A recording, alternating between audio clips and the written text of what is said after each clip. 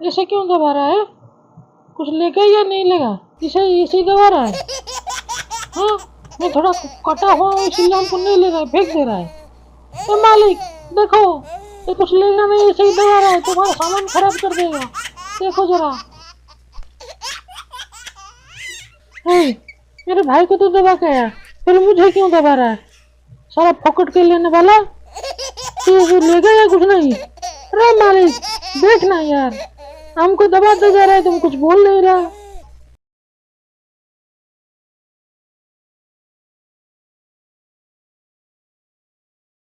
ये भगवान क्या जुल्म है।